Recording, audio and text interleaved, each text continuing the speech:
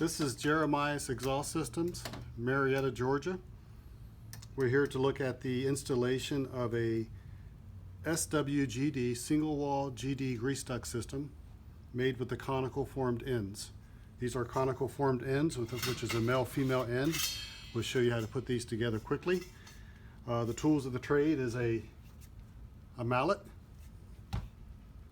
KL paste, a driver, and the pieces of wood that ship with the system.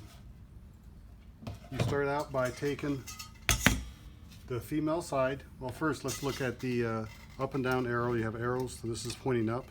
The system goes like this, so it flashes down, grease, watertight.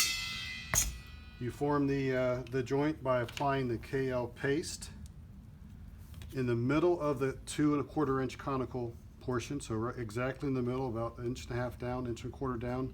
I'm applying a very thin layer of KL paste. This is almost as thin as I can go with the KL paste. We're actually looking at 10-inch diameter in this example right here.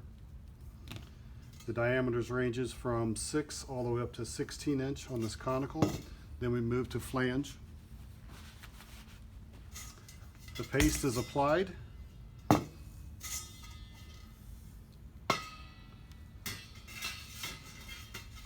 The conicals are pushed together. You can see that it pushes to about 1/4 inch. The system is then tapped together.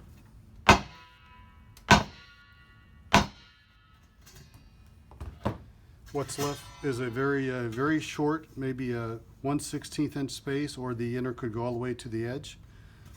The outer jacket is then installed. It's a locking band to make sure that the assembly is tight enough to place the locking band in place. As an option, each stock kit is shipped with a KL clamp. This clamp system is a way you can clamp around the 2 grooves and mechanically draw the pipe together. That completes the assembly of the SWGD assembly.